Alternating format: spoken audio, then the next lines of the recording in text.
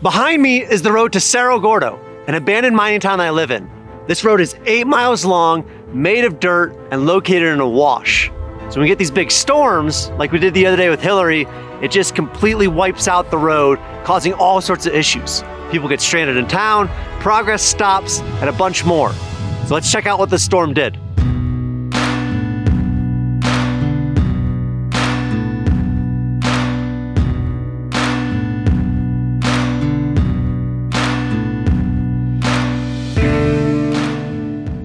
Just over a week ago, a Category 4 hurricane formed in the Pacific down by Mexico. And the trajectory of it had it landing right by San Diego, which is super rare. You know, California just doesn't get hurricanes. I think the last time a tropical storm even hit the state was 84 years ago. Hurricanes are very rare. And when they come and they hit the desert, it causes even more destruction. And when these huge rains hit, there's no roots, there's no vegetation to stop just these flash floods from developing and just wiping out everything in its path. You know, last summer, almost exactly a year ago, we had 2 of these 1,000-year floods that hit here and Death Valley, that's only about 7 miles away. And it just put us back months as far as our progress in rebuilding this town. And so this time, when I looked in the report and I saw this hurricane heading our way, it showed even more rain, which made us even more uncomfortable. And it made me personally even that much more uncomfortable because I was planning to be out of town. You know, I had family obligations and a business meeting I had to go to. So I was gonna be here the day that it hit, which left some of my friends, Stephen, Avery, and Phil, up here to kind of man the fort. It rained more than it did last year in these historic storms. You know, the hotel that we've been working so hard to get framed just got drenched. The road that is the lifeline to get on and off this place just went away. The rains were so bad that the guys here in town, you know, they did the best they could to protect all the buildings, but they couldn't even get to the points in the road to assess the damage. And so when I got back, I immediately got into that mentality that we needed this thing fixed. You know, this hotel has to be enclosed by this winter. I can't emphasize that much. We cannot have a winter like this last winter that was historic storms coming and just putting precipitation onto this wood that needs to get enclosed. So the first day back, it was just assessing what had happened.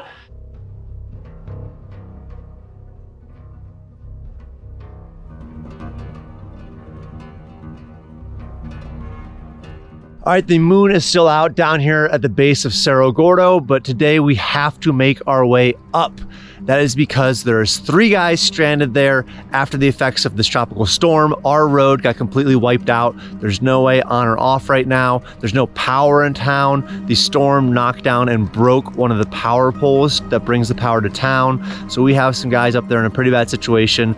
I am going to take my truck, head up there, 8 miles up that dirt road, and we're gonna see the status of the road, we're gonna see the status of the power, we're gonna try to get to town. If that doesn't work, we're gonna go around through Death Valley and make our way there one way or the other. This is gonna be a big day, it's gonna be a long day, it's gonna put the truck to the test, but with that, we need to make our way out, no matter how beautiful that is.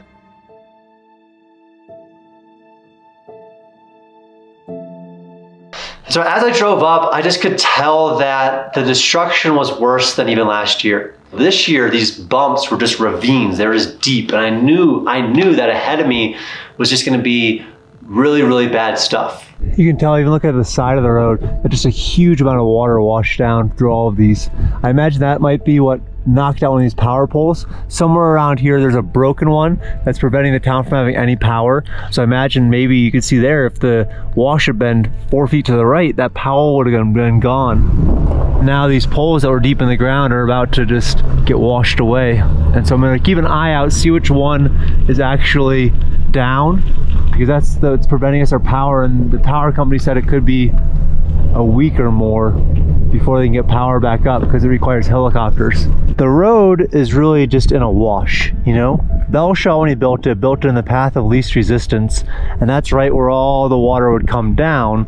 And so to compensate for this uneven rock, typically there's, you know, in this area, maybe a foot, 2 foot of fill dirt, you know, so that way there isn't this big jump. It's kind of a smooth road down to where my car is. you can see over here, let's say there's a foot of dirt that used to be everywhere across here, now is now gone. So what you're left with is just this exposed kind of bedrock, and it just gets washed out. And so obviously we need to put that much dirt at least back in on top of all of this. But the issue you run into when you try to do that is, look around. It's just rock canyon, and so it's a battle all the way up to find any dirt to put on top of these rocks to even it out. So as the water comes rushing down this canyon, what used to be, as you can see here, up to 2-3 feet of dirt that was on top of the bedrock to provide the road base then gets swept all the way down the mountain. And so you can see from there, let's do a measurement, it's about almost to my hip, so at least 3 feet of dirt that is just gone. That's gonna be the case pretty much all the way. Later today, I have a backhoe being delivered down to Keeler, and again, this is an 8-mile road, so it's a very long process, but sometimes you just gotta do what you have to do. We're coming up to where you can tell back in the day they had to dynamite a route through the rock. This is what they call the Narrows, or some of the books referred to as Devil's Gate. I remember just spending days putting all this dirt back in just a year ago. You know, this will show that a good 4 feet or so of dirt has been taken out. You know, this is not going to be passable for a standard truck. Thing may be able to get through this part here, you know, by taking a high route if you have a very narrow wheelbase. But with a standard truck, or any type of truck that would be big enough to bring up the supplies we need for the hotel, it's not gonna happen. We got a lot of work here.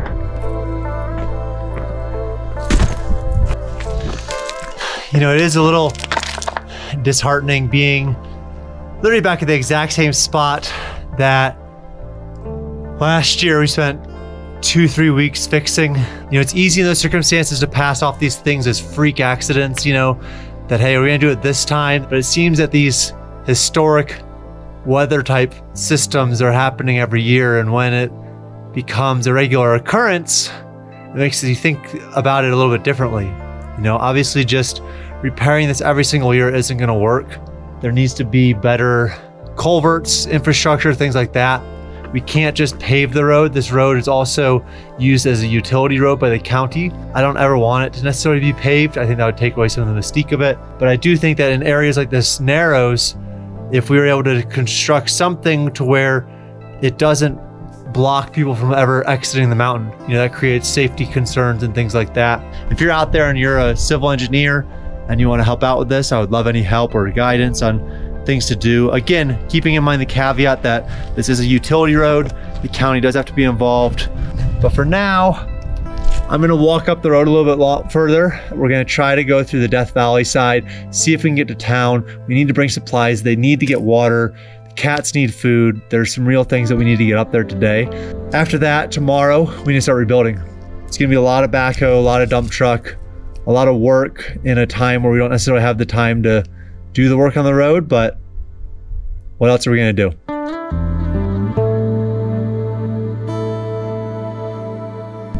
All right, so we got a pretty good lay of the land. It's pretty messed up. There's not getting past in a normal truck. There's not getting past with any supplies for the hotel. There's not getting down for any vehicles that don't have a very narrow base. So the problem there is Phil, Avery, and Steven, who are all up there, have no way of getting off the mountain with their vehicles. It's gonna be a ton of work. You know, this is weeks in the making. Our framer, who was working on the hotel, has had to take other jobs. You know, he can't go to the job site. He's gotta make some cash. So this is very much putting the hotel being finished by winter in question. And if that happens, that could destroy just literally a year's worth of work. To make matters worse, there's no cell service either. So right now there is no power in town, no cell service in the whole valley, it seems like. So it's a pretty grim situation. All right, it's time to try to head out through the back way through Death Valley to get into our road. You can see along this road all of the DWP, or Department of Water and Power, dump trucks. They have flooding everywhere. So they're sending out truck after truck after truck pretty much all day and night, trying to control some of this flooding and this washout. We're headed out to go behind this mountain range to then enter from the backside of the mountain range. It's about a 40-mile loop. I don't know the status of the main road. I don't know the status of the dirt roads behind here, but it's pretty much our only shot until this backhoe comes later today. It's gonna be super hot out there. I do have my element, as always. This is my trusted sidekick for any expedition, and we're gonna go give it a shot. Hopefully we will see the mountain and the town here soon. All right, we had our first little erosion of the road. Giant chunks out of the asphalt. You can see just where it faded away. Essentially all this road is just built on top of hard packed sand. So when the sand goes, the asphalt goes too. This is a good example. You can tell the road base is just dirt. And so when that dirt goes, so does the road. There's a great view. So you got about 4 to 6 inches of asphalt right on top of hard packed dirt, and it is all falling down.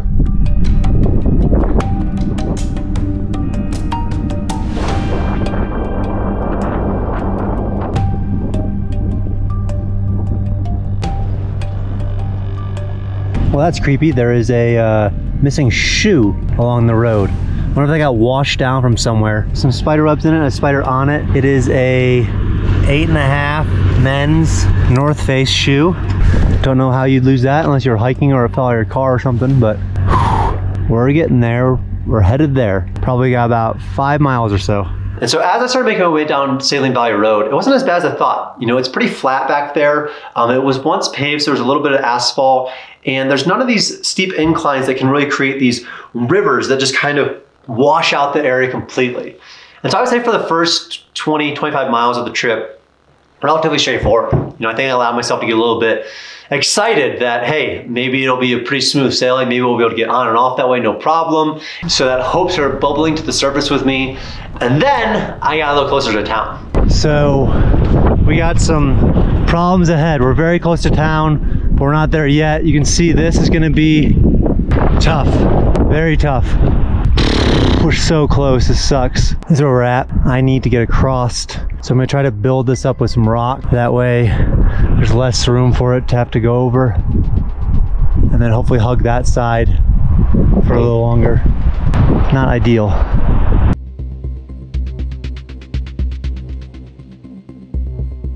I gotta say this, listen, I'm not sponsored by Toyota or anybody, but this Tundra is just killing it. I'd love to be sponsored, Toyota, if you're listening. Put on a car commercial every single week for you.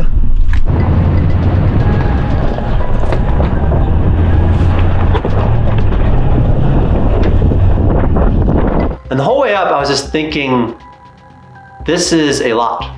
You know, I think that up at Cerro Gordo, there's been a series of challenges along the way. You know, living up here on the best day is difficult. And living up here when we have these historic storms that hit over and over and over again, just tend to grind on you. They just make the impossible seem even more difficult. But I try my best, even on the worst days, to kind of push those thoughts aside. You know, the rain doesn't care about your feelings. The rain doesn't care about your plans. And so I think as I got closer to town, I just tried to put myself in the mentality, like, we're gonna get there, we're gonna fix this road again, and we're gonna continue on with the plans. You know, I think that part of the journey up here has been overcoming these obstacles, and eventually they just almost don't face you anymore. Yeah, I think your emotions almost get blunted to the fact that these catastrophic events happen over and over again. Wow, would you look at that? We're back, made it. Didn't think it was possible. Gotta check in with the guys, check in with the animals. But it is possible to get back via the back road. Now to check on everything going on here. Now that was an adventure. That's really only just begun. Now we have a whole road to rebuild. First, some water, some element, some snacks, some food for the cats, some hello to the guys. We're back, baby. Weirdly, like 5 days or so after the storm hit, we lost power. Just in the middle of the day, it was a sunny day, it was kind of nice out, and just boom, all the power was gone. Normally we like sit around in this room, we eat dinner, and we kind of just chat it up and hang out, but you know, the sun would go down around 7 and we just sort of sit in this room kind of in darkness, still chatting it up and still hanging out, but like it was a time of flashlights and lanterns and things like that. Sent us back in time a little bit. I turned 28 while I was stuck up here without power. So that was kind of an interesting birthday. Yeah, after the power went out, it was, you know, a couple days, and then the food started going bad, and I mean, it was starting to get to the point where we thought we were going to be eating canned soup and top ramen the whole time. The town fared better than most things, I think, because we're up here. Most of the crazy stuff was down below. At the bottom of the road, there's just nothing left. We have some ruts and a bunch of leaky roofs. Some things got wet. A lot of things got wet, but nothing too major, just the strandedness factor. Yeah. And I gotta say, the guys were just stoked. It was exciting to see them. It was cool to kind of see Radio, my cat, give her the food. Oh, Radio, you happy to see me? You happy I'm back? Oh yeah. But my mentality once I got up here was already on the next step. You know, what's it gonna take to get this thing open again? What's it gonna take to be able to get these vehicles, these guys that are here, off the mountain? You know, that's the main goal. After looking at the road, I decided that a backhoe might do it. So I rented one, and luckily the road delivered the very next day. So I wasn't here in town long. You know, shortly after I got here, it was time for me to go down, get rest, and prepare for the next day, which was gonna be starting the backhoe up the 8-mile dirt road, and just all the headache that would entail.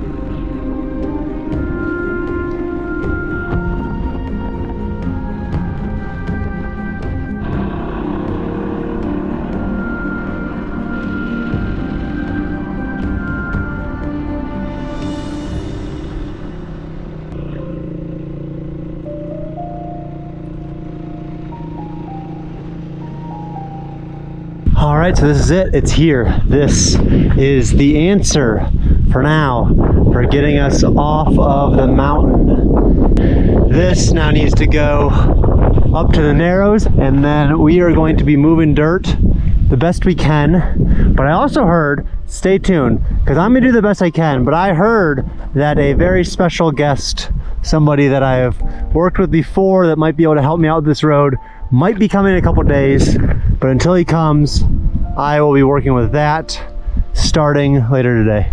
You know, the backhoe's never gonna fix the 8-mile road to the best of its ability. That's gonna require a much bigger machinery that I just don't have the resources to get. But a backhoe's gonna make it passable. You know, the backhoe can get to the point where we can get a truck off the main road.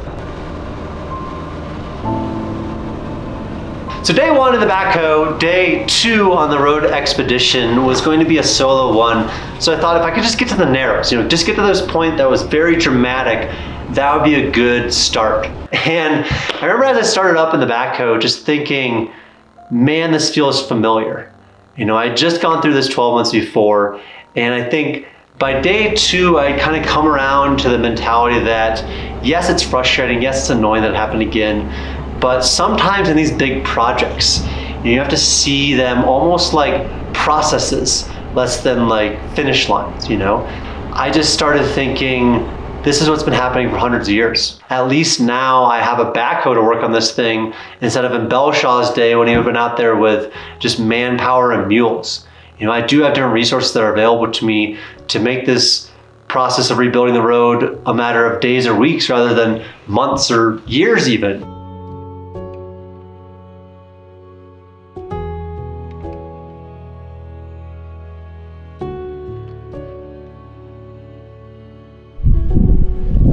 Okay, didn't quite make it to the Narrows. This part was passable with a truck and stuff, but with the backhoe it's just gonna be a little bit too steep to kind of come up this final grade here. It's a little top heavy, so it's gonna want to go back. Luckily, this is a weird area where some fill is left over here, so I need to move all of this essentially over here, hopefully make this smooth enough to get up, because we're not quite to where I want to get yet with the backhoe. But as you can tell, I don't know if it shows on camera, but it's quite steep here, and if the backhoe goes like this, it would just flip over backwards.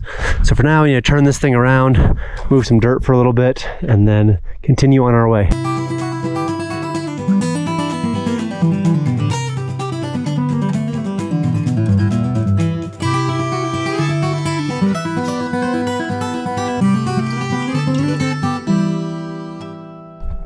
Well, that took way longer than I was hoping to, but after moving around some dirt, I was able to get the backhoe up and over this first hurdle. And again, we are still making our way to the biggest hurdle of them all, but if this is gonna take an hour, then this road is gonna take just weeks, months even to get back. But instead of stressing out about that, I can just stress out about doing the work.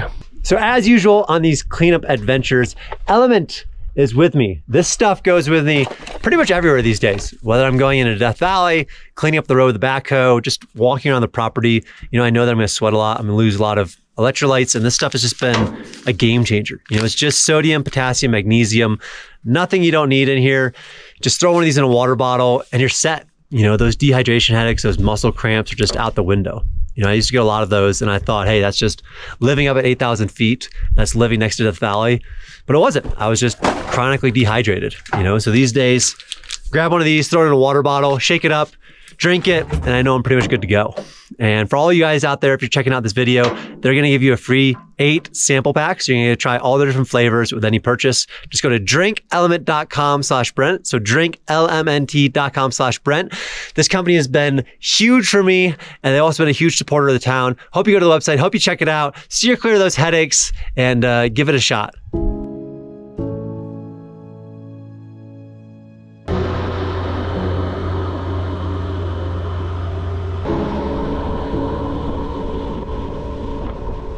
We are here at the Narrows.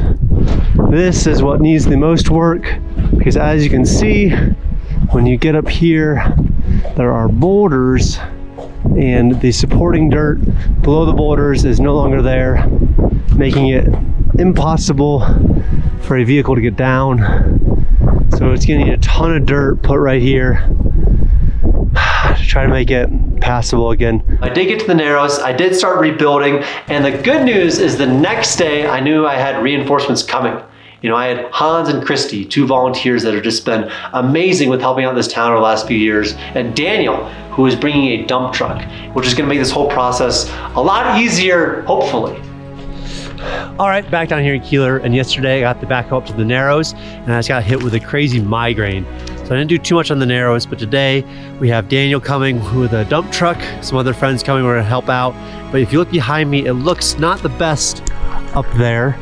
So we are going to head up there, again, try to get the Narrows passable today, be able to get some cars off. But I don't love the look of these clouds. It just seems that whenever we start repairing the road, it washes out again. That's what happened last year when it totally washed out within 2 weeks. I think I just saw some lightning up there. So we'll see how today goes. I am going to get on my dirt bike, drive it up to the backhoe, and keep chugging away.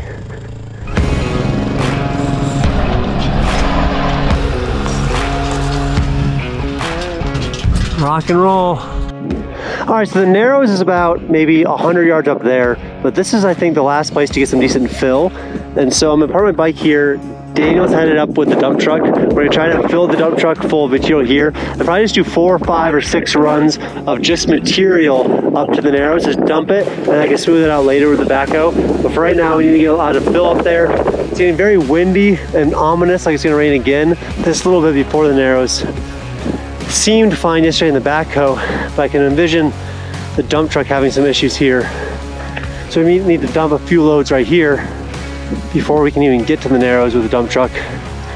So it might be a longer process than I originally anticipated.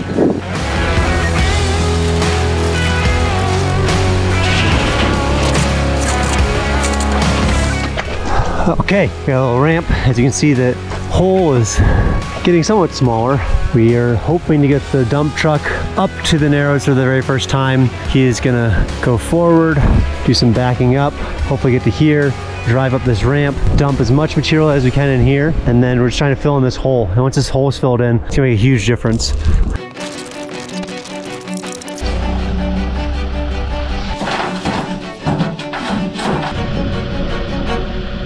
All right, we're getting there. Making our way most of the way up the Narrows. Then we have to see what's going on elsewhere. It's just such a windy day, and this backhoe that they rented us is just open cabs, just dust everywhere. But we're making the road passable again to Cerro Gordo, and that is an important day. And so pretty quickly we developed a pretty good system. You know, the main battle in repairing this road is just finding the fill, you know, finding the stuff to go on top of the bedrock. And so Daniel would drive the dump truck down there. I would take the backhoe, take a couple scoops, put 3 or 4 scoops into the dump truck. We would then back the dump truck up this kind of precarious road, dump, be able to have about 2 or 3 new feet of road on the narrows, go back down, fill it up again, repeat the process, repeat the process, repeat the process, repeat the process. And I gotta say, it went really well. You know, I think having Daniel there, having Hans and Christy to guide the vehicles, to pat down the dirt that we put up there, just made the whole process go that much more smoothly.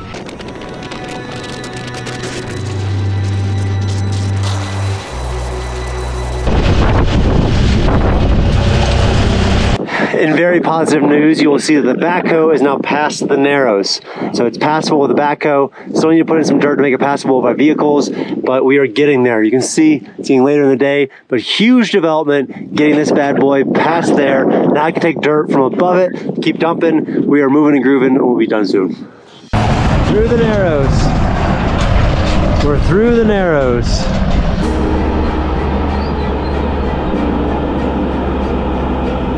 Well, with the sun where it is, this is gonna end day 2 of working on the road, day 3 of bouncing around. The Estelle is right there, we're about halfway up the road. It's pretty clear after that. This is the worst of it. You can tell this is gonna need some work. It's been a tiring day. Almost flipped the backhoe about 5 times, so that's when you know it's time to quit. And this is just Swiss cheese. Just rivets all the way down it. You can see, I mean, over there, look, must have washed out 4 or 5 feet. Probably will just try to build up this side, just so it's one car, don't even worry about that side. Just get it passable, but this is pretty rough. That will need some work tomorrow, but hopefully if we build up that, you know, build up 3 or 4 feet there, we can swing out wide enough, flatten this out, get past.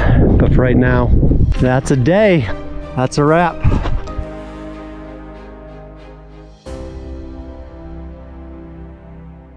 You know, I knew that the narrows was probably the most difficult part. I wasn't exactly right with that prediction, but I knew getting past it meant a lot. You know, I think that at the end of the day, I shot a text to the guys up here as I got past the narrows, and I think they all got very excited that, hey, maybe help is near. You know, maybe soon we get these vehicles off of this mountain.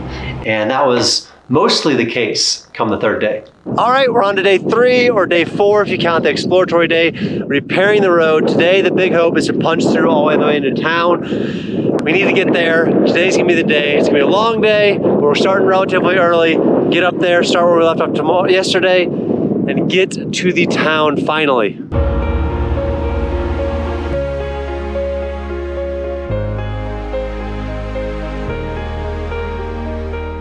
All right, we are moving and grooving. We're halfway up the road, more than halfway, I would say. And we are to the next not so good part.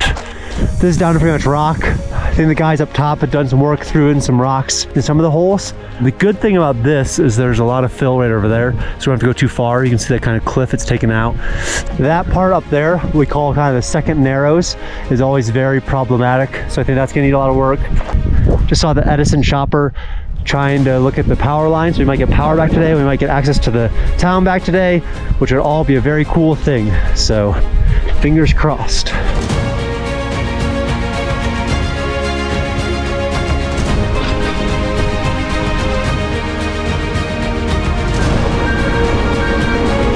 Home stretch now.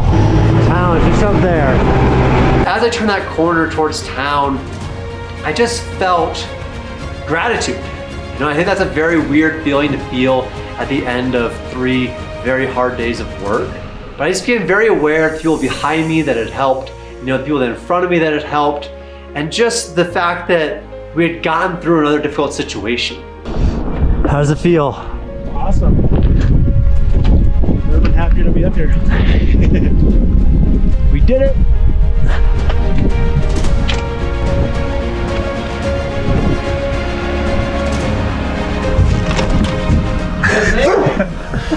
Wait! We made it. Hell yeah. Welcome back. Yes, sir. As the sun goes down on what was the 3rd or 4th day, the dump truck and the backhoe are in town. It's possible for the guys now to leave town, which I think they're very excited about. Truck is here, it made it up the backside, and now we need to get going on that. But before we can get going on that, the road is still going to need a little bit of work. So we're gonna need a lot to go right over the next little bit to make this happen. But today, you gotta celebrate the wins as they come, and getting these two things and the vehicles up here was definitely a win. You know, there's this quote that says you shouldn't just think you can do anything based upon blind confidence. You should look for evidence.